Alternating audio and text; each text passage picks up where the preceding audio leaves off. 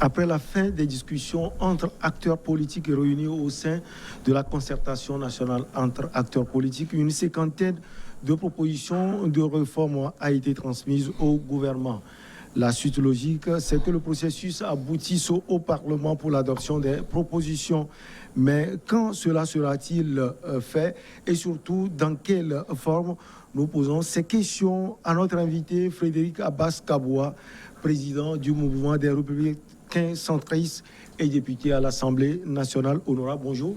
Oui, bonsoir, cher ami. Vous allez bien? C'est un plaisir Par la pour grâce nous. de Dieu, oui. C'est un plaisir pour nous. C'est toujours un plaisir également pour moi d'être avec vous. On va parler du culte du suivi, de l'application du relevé de la conclusion honorable. On sent beaucoup d'enthousiasme de la part des partis qui ont participé à la concertation nationale entre acteurs politiques. Ma première question, qu'est-ce qui vous rend aussi optimiste? Je vais vous dire. D'abord, recevez mes remerciements. C'est la première fois que les Togolais sont retrouvés entre eux pendant 6 mois pour parler, sans qu'il y ait une facilitation, une médiation ou un facilitateur. Non. Nous avons touché à des points très essentiels. Cela ne peut que réjouir ceux qui ont participé. Même ceux qui ont pris part, et entre-temps, ils ont décidé de partir. Ce qui est sûr, c'est que désormais, nous retiendrons au Togo que tout est possible en Togolais. Oui, tout est possible. On peut faire beaucoup de choses entre nous, au Togo, dans nos frontières. Voilà. Alors, donc, on ne peut qu'être heureux que les choses se soient déroulées comme cela. Je prends comme exemple. Vous savez qu'il y a 2 ans et demi, avec cette histoire de C14 qui doit rencontrer, c'est là, nous, on devait rencontrer les chefs d'État à part, parce qu'ils nous disent que tant que vous n'êtes pas de C14, vous n'êtes pas de aujourd'hui. Ceux qui ont maintenu cette forme de faire, cette façon de faire, cette façon de considérer les autres comme des moins que rien, cette façon d'écarter d'autres, et machin, alors qu'eux-mêmes, ils sont pires. Ils sont ce qu'on appelle des pourris, en réalité. Parce que ne faisons pas la langue de bois. Disons la vérité, bien en face. Ils sont allés jusqu'à nous demander d'écrire une demande pour rentrer dans ces 14. Vous me voyez écrire à des gens que je connais comme ma poche pour rentrer dans ces 14. C'est une université où je vais pour faire une chaire de je ne sais pas quoi, ou bien une agrégation de quoi. Et honorable, c'est ce qui vous irrite et visiblement vous êtes contre eux, si oui, on peut le dire. Mais je vais vous dire, quelle est cette machine magique qu'ils ont pour pouvoir jauger de la sincérité de notre individu. C'est ça. Vous êtes journaliste, et vous ne pouvez que être d'accord avec moi. C'est comme demain, quelqu'un va vous mettre en cause ou bien mettre votre sincérité en cause. C'est extrêmement grave. C'est extrêmement grave. Nous tous, peut-être, nous n'avons pas la même façon de parler des problèmes et de poser les problèmes de la nation. Ça, je vais être d'accord. Mais quand on va me taxer de faux opposants, de ceci, cela, alors qu'ils sont pires que ceux qui disent ça, il faut arrêter ça. On vous dit aussi explosif devant la situation. Comment on ne va pas être explosif? Ils sont quoi? Ils sont des pétards mouillés, oui. Bon, comment? Mais comment est-ce qu'on peut vous accuser à ce point et puis vous allez montrer vos dents? Vous allez sourire à ces gens-là alors qu'ils n'ont pas qualité? Ça ne se fait pas. Il faut qu'on se respecte dans la différence. D'abord, des histoires de regroupement, c'est un ramassis de n'importe quoi. Il faut que les Togolais le sachent. Et que les Togolais refusent que cela se passe encore au Togo. Parce que vous vous mettez avec des gens qui sont d'obédience socialiste, alors que vous êtes du libéral. Nous sommes... Moi, je vous ai dit, hein, c'est moi. Le centriste du Togo, c'est moi. Je suis centriste. Il y a les républicains. OK? Et qu'est-ce que vous pouvez tirer de cet attelage? Voilà. Vous avez même des communistes. Oui, vous avez des communistes. Ceux qui estiment que on saisit tous les terrains du pays, c'est nous qui les gérons pour le peuple. Et on partage tout. Mais il y a autant de choses, parfois, vous faites des sacrifices. Moi, j'ai fait des sacrifices pour être avec ces gens-là. Je voudrais rendre un hommage mérité ici. Et je ne rends pas hommage comme ça. Ça, eux-mêmes, ils le savent. Et celui dont je vais parler me connaît pour ça. Il me connaît très bien et il m'apprécie dans mon style. C'est qui? Je veux parler de Maître Josata Messa Javon.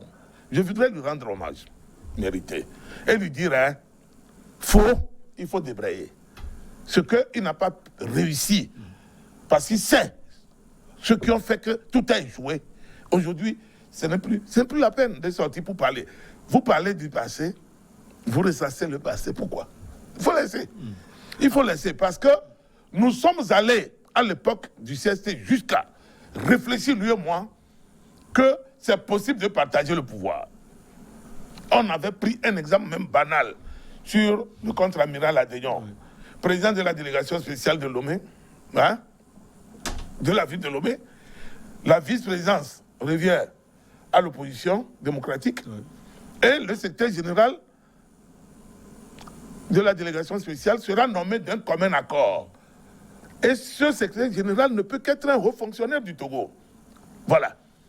Même si nous connaissons la couleur politique de cet individu, de ce monsieur, nous allons regarder plutôt sa compétence, son efficacité au travail, et on a vice-versa. En faisant ça, ceux d'en face auront aussi le courage quand nous allons proposer, parce que nous aussi nous avons des administrateurs parmi nous. Quand nous aussi on va proposer le nom des fonctionnaires, ils vont accepter et nous allons faire ça sur les 39 préfectures. Les gens disent non, on va aller gagner, vous allez gagner quoi? On ne sait pas. Bon, honorable. Aujourd'hui, ils sont là en train de gérer, n'est-ce pas, à Montier. C'est pas bien. Alors, nous revenons à la CENAP. Est-ce qu'à l'issue des discussions, un comité de suivi de la mise en œuvre du relevé de conclusion a été installé? Non, je vais vous expliquer. La CENAP a fait son travail. Nous avons touché à 52 articles de la Constitution togolaise. Attention, 52 articles. Ce n'est pas... Les gens sont là, ils vont comme... Il ne faut pas errer. Devant des situations comme ça, il faut faire extrêmement attention. Vous comprenez? Pour que les gens n'interprètent pas ça mal. Surtout que nous avons parlé du retour de tout ce travail-là, une fois que le gouvernement va terminer de l'élever en projet de loi, il revient à la CENAP. Nous tous, nous allons retourner écouter la dernière monture du gouvernement. Ça veut dire que c'est susceptible encore d'être corrigé par les 16 participants. On renvoie ça encore ceux qui ont quitté, ils vont revenir? Ils vont revenir où? Comment? C'est un poulailler? Est-ce que c'est un poulailler? Eux, même si on leur dit de revenir, ils vont revenir avec un type comme moi dans la salle. Mais je vais enlever ta chaise pour jeter par la fenêtre. Ça veut dire quoi? Ils vont rester derrière les fenêtres. Parce qu'ils sont conscients aujourd'hui que ce sont eux qui rétalent le pays, inutilement. Ils sont nombreux d'ailleurs à rétaler le pays. Donc ça va revenir. Oui. Quand ça va revenir à la CENAP, le ministre d'État, qui est rapporteur, je vous le dis aujourd'hui, il ne faut pas que les gens s'amusent. Hein. Il est le rapporteur de la CENAP. C'est ça ici. Sa signature est en bas et les coprésidents sont en haut. Le ministre part de beaucoup précis. Ici, là, ce n'est pas lui le patron. Non, non. Il faut que ça soit très clair pour tout le monde. Ici, c'est lui le rapporteur. Il va nous ramener la mouture là en projet de loi. Il va nous donner lecture. Nous allons donner notre aval. Puis c'est nous qui avons fait ce travail. Et maintenant, ça repart en mouture définitif devant l'Assemblée nationale qui doit voter. Parce que nous avons touché à 29 points uniquement du code électoral. Attention, 29 points. Quand les gens se lèvent, ils parlent, on a pris en compte toutes leurs procurations. Pourquoi ils ne disent pas ça? Il faut arrêter de faire des scoops inutiles. Il faut arrêter de remuer sous l'eau. Il y a des gens qui n'ont même pas pris part et à cette concertation. Je vois, ils vont dans tous les sens. Ils disent, on ne crée pas un parti politique pour aller gauzer sur les... Comment vous appelez ça? Sur les réseaux sociaux et tout. Et puis, il faut que les gens apprennent à se respecter. Je vais vous donner un tout petit exemple qui n'a rien à voir avec la CENAP, mais qui a son importance quand on parle de réformes. Vous avez un jeune ministre de l'enseignement primaire, secondaire, etc., etc. Le monsieur vient, il veut révolutionner. C'est trop vieux, nous avons des trucs, il faut dépoussiérer cela. Le professeur Dodi Kokoroko, il fait un travail fantastique. Quelqu'un qui a quitté l'école en classe de 5e met en doute la sincérité, les capacités intellectuelles confirmées et affirmées d'un titulaire, professeur titulaire. Vous trouvez cela normal? Ben, Non, voilà, il faut faire attention. Quand ça se pose, tout changement brusque engendre des remous. ce n'est pas un changement brusque. Vous voulez? Qu'est-ce que vous appelez changement brusque? Qu'est-ce que vous appelez? Où est-ce que vous mettez Peut-être que les gens ne sont pas habitués à sa manière de faire. Il faut prendre Il du va temps falloir pour pouvoir s'habituer. s'adapter. Moi, si je prends un département ministériel, chef, je viens, eh bien, le jour là, vous allez voir. Vous verrez. À chacun son style. C'est un département. Vous êtes là, le temps vous talonne, vous ne savez même pas si vous allez faire 6 mois dans ce gouvernement-là, et tout. Mais il faut avancer. On ne donne pas un ministre pour qui tourne les pouces. D'ailleurs, tous les ministres qui sont en train de... On nous a dit, on a été noté moins de 5 sur 20 là, à Cara, là. Il faut les dégager, c'est des inutiles. Ils retardent ce pays parce que le corona, aujourd'hui, on doit le mettre au centre de toutes nos préoccupations. C'est pour cela que nous tous on dit qu'il faut aller vite maintenant. Le gouvernement ne peut pas non plus le presser comme il a... Le test là est passé en première lecture. Ça là. C'est passé en première dans les communications. Il y a 2 semaines. Donc, quand c'est passé, le gouvernement transmet ça au secrétariat général du gouvernement qui est en train de s'activer parce qu'il y a un parterre de très hauts juristes. Il faut recentrer parce que vous savez, souvent, nous les partis politiques, ce n'est pas tout le monde qui maîtrise le droit. Donc il faut recentrer, il y a les virgules qui ne sont pas à leur place, et après ça va arriver. Bon, ça va aller vous très... pensez que UNIR et le gouvernement seront de bonne foi pour veiller à la mise en œuvre de tout cela? Je vais vous dire quelque chose qui va vous surprendre. Je ne suis pas le porteur de sac de UNIR, mais je vais vous dire, ça aura quel sens que quelqu'un qui nous a convoqués, ou bien, quand je dis convoqué, je pense que ce n'est pas le mot.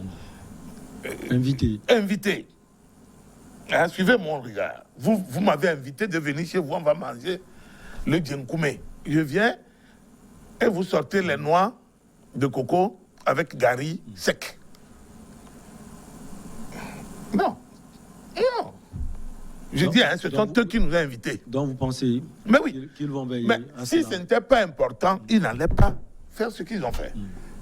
On peut le pour faire une aussi fois, pour faire croire au peuple que non, nous avons la bonne foi. Non, je crois que aujourd'hui là, tout le Togo a dépassé ça. Vous avez vu les réactions quand les gens ont voulu tergiverser là-dessus pour dire du n'importe quoi. Vous avez vu comment ils sont sortis? Non, non. Il faut faire attention. À chaque période, sa façon d'agir. Vous avez vu? Voilà. Hein? Je comprends. Non, très bien. Oui. Aujourd'hui, vous avez le jeune là, il ne blague pas. À chaque période ou situation, à sa façon d'agir, on vous met, on vous gère avec élégance, avec finesse, et le résultat, vous l'avez. Avec ruse aussi. Mais si vous n'êtes pas rusé, pourquoi faites la politique? Vous n'avez pas vu les oiseaux qui traînent un peu partout leur boss comme au Liban? Alors, honorable, la CEDAW a-t-elle défini un calendrier de mise en œuvre de toutes ces propositions? Ce n'est pas à nous d'arrêter un calendrier. Dès que le gouvernement sort ça, ça devient loi de la République. C'est fini. Puisque c'est une prescription constitutionnelle désormais, c'est fini. Vous commencez à l'appliquer. Mais nous sommes allés jusqu'à les histoires de manifestations sur les voies publiques. Et la nationalité. Même les problèmes fonciers et tout. C'est-à-dire que nous avons dit, et nous avons créé maintenant une permanence pour prévenir les crises. C'est fini. Nous avons créé un Togolais. On vous invite, vous venez, on dit, bon, vous n'êtes pas d'accord sur tel découpage. Qu'est-ce qu'on fait ensemble? On va parlementer, discuter là-bas, jusqu'à chacun fera sa proposition, jusqu'à vous allez voir que le réglage, à un moment donné, tac, il tombe au juste milieu, où la poire est coupée en deux. Nous avons vu le tiraillement entre l'hologramme et les signatures. ANC défendait avec nous, Mordicus, qu'il faut les signatures. UNIR voulait hologramme. Mais finalement, nous tous, on s'est mis d'accord que hologramme plus signature. Est-ce que ça, c'est pas un consensus? qui valent la peine. Depuis la fin des travaux, silence radio de la part du gouvernement et de UNIR, on entend que finalement les opposants partout. Hein. Pourquoi? Je vais vous dire. Nous éduquons nos militants, notre masse. On dit que nous n'avons pas de militants. Nous avons des militants. Nous avons des militants. C'est pour éviter d'aller faire 4% dans les élections là, que nous, on ne veut pas parler. Ceux qui ont parlé qu'ils ont milité là, 4%. Vous comprenez? Non, on ne va pas sortir aller dans tous les sens.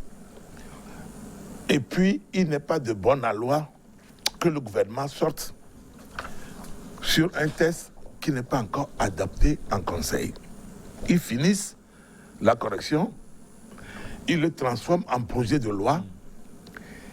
Le jour où c'est adopté par le gouvernement, on va lire, le ministre, mon cher petit frère Aïwada, sortira vous lire le communiqué, sanctionnant le... On peut comprendre de la part du gouvernement et UNIR. Non. UNIR ne dit absolument rien. UNIR... Ça ne vous inquiète pas? Non. UNIR a fait une sortie, et non des moindres, une sortie très remarquée.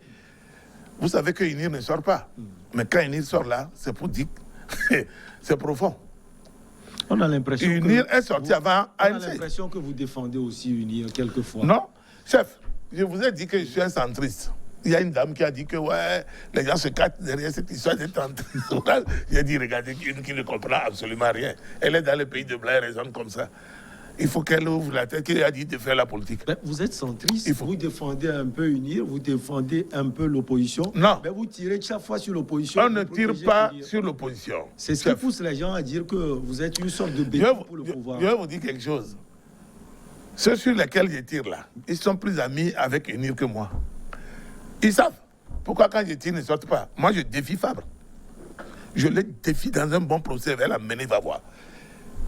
Vous savez, je n'aime pas des embêtements inutiles. J'ai entendu sa vice-présidente Gozé, elle a écrit mon nom. Elle n'a qu'à encore écrit mon nom dans un posting. Qu'est-ce qu'elle a dit? Que des gens comme moi, si nous sommes vraiment opposants, pourquoi nous passons notre temps tiré sur eux? Ah, vous voyez que quand eux, ils passent leur temps tiré sur Kodjuro et Agbome. Agbome et Kodjuro sont d'où? C'est pas opposition. Mais c'est triste. Pourquoi ils raisonnent comme des canards? Je vais vous dire quelque chose. Ce que vous ne voulez pas qu'on vous fasse, ne faites pas ça aux autres. Vous êtes d'accord avec moi? Vous êtes mon frère. C'est parfait. Très bien. Vous tirez sur les Kodjuro. Dès qu'on vous égratigne un tout petit peu là, oh là là là là. Ou bien le coin est complètement gâté. Le coin est complètement gâté. Vous tirez sur les autres. Eux là, ils ont quel label ou quoi qui ne veut pas qu'on parle d'eux. On parlera d'eux. Moi, je suis du centre. Quand ils font bien, je le dis. J'ai dit sur ce même plateau mes admirations à l'ANC d'avoir accepté de prendre part à la concertation. Je ne savais pas qu'ils ont négocié. L'admiration est effacée après. Ben oui, mais je ne savais pas qu'ils ont négocié et que chez 20 présents, ils seront coincés quelque part. Vous me voyez ils soutenir... ont négocié quoi, honorable? Attendez, vous me voyez soutenir la thèse qui veut que l'âge plafond des candidats au Togo soit de 85 ans. 85 ans, pourquoi? Ça veut dire quoi? Moi, je propose 70 ans. Pourquoi ils refusent? Moi, je propose 70 ans. Parce qu'aujourd'hui, quand vous voyez la façon de vivre du Togolais, s'il attrape 70 ans, vraiment, c'est beaucoup. Parce qu'après 70 ans, il y a des choses que je ne peux pas dire sur ce plateau. Jean-Pierre Fabre est tombé plusieurs fois devant moi. Après, il dit Alisonam. Non, Alisonam, ça veut dire que tu n'es pas bien nourri. Vous comprenez? Mais il y a des choses que je ne peux pas dire. Tant que eux, ils vont mettre les enfants, de nous insulter, de nous humilier, de dire des choses vraiment...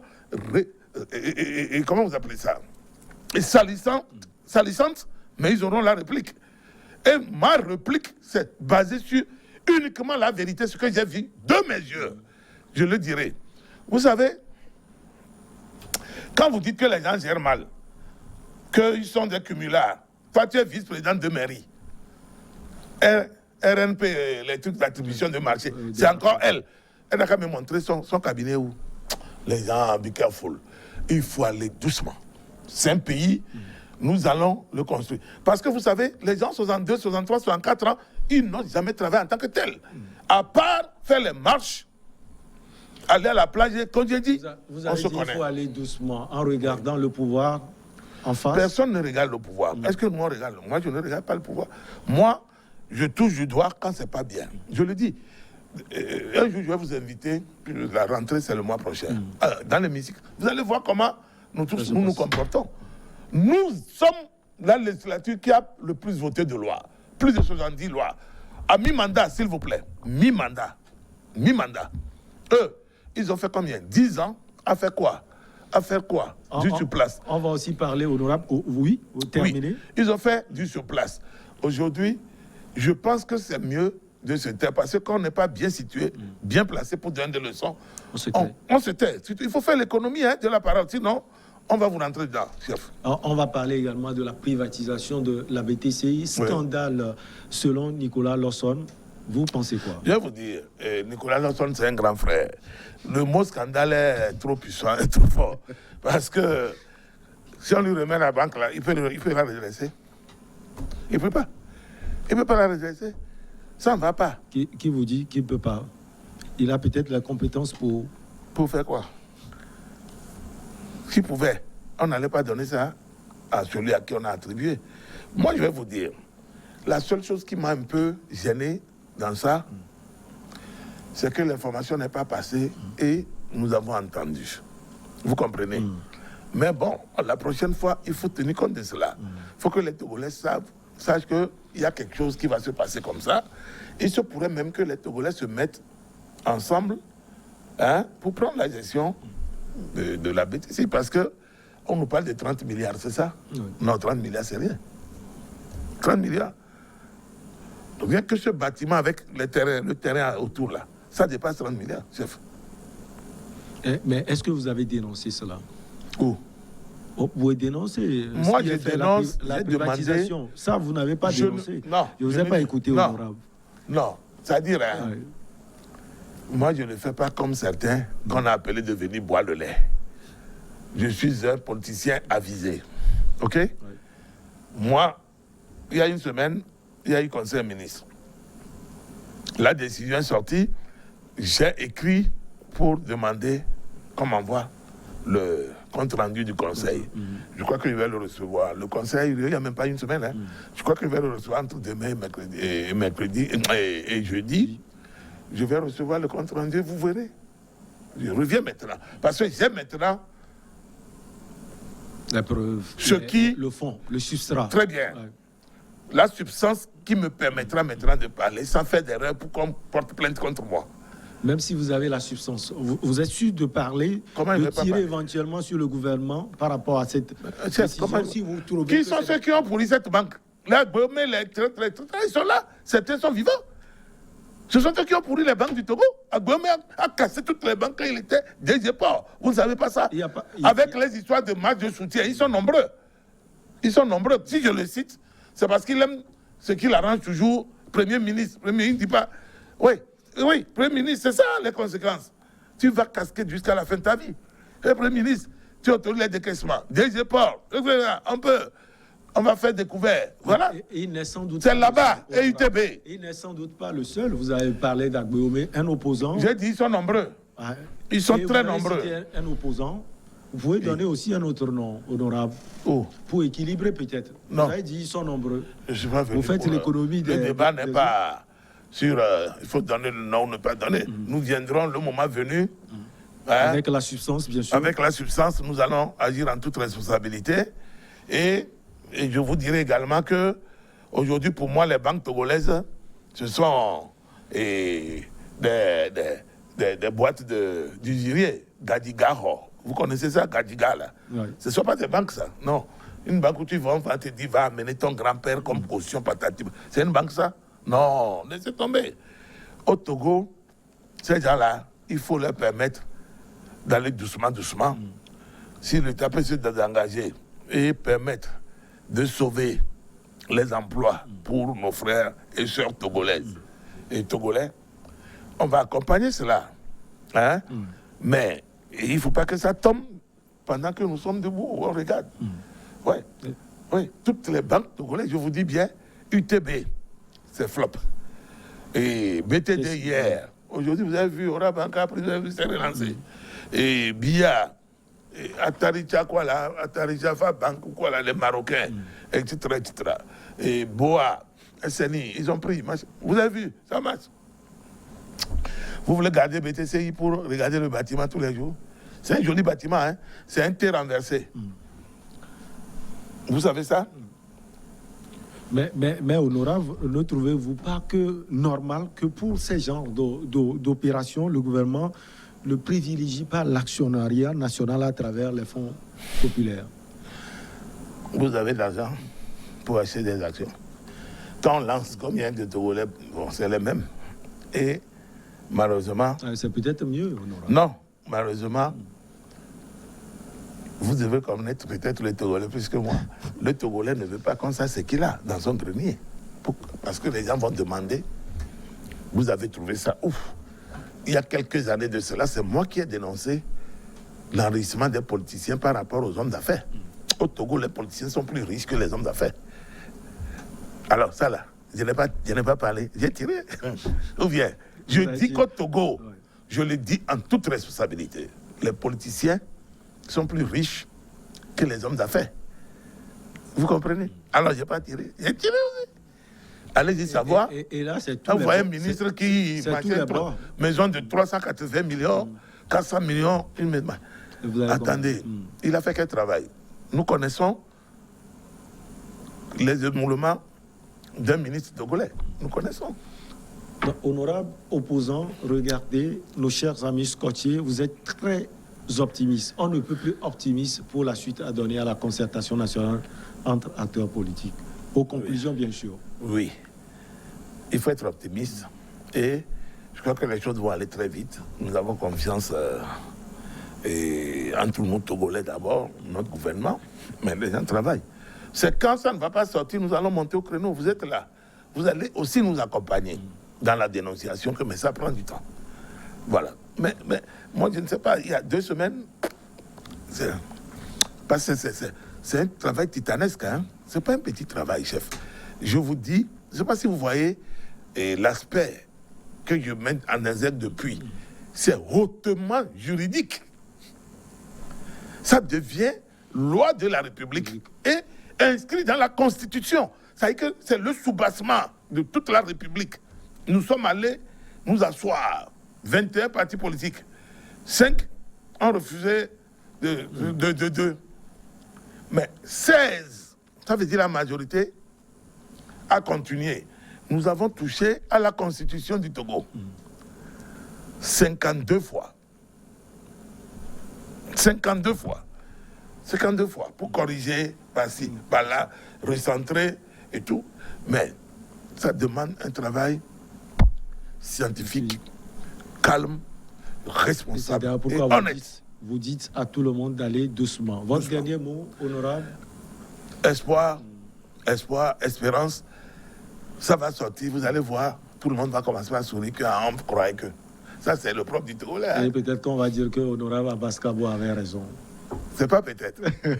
Vous êtes sûr d'avoir raison. J'ai raison. Allez, merci beaucoup. Dieu avec moi en permanence. Merci beaucoup à vous, honorable Frédéric Abbas Kaboua. Vous êtes le président du MRC et député à l'Assemblée nationale. Ça a été toujours un plaisir pour nous de vous avoir sur ce plateau. On va marquer donc une pause et on revient au regard croisé.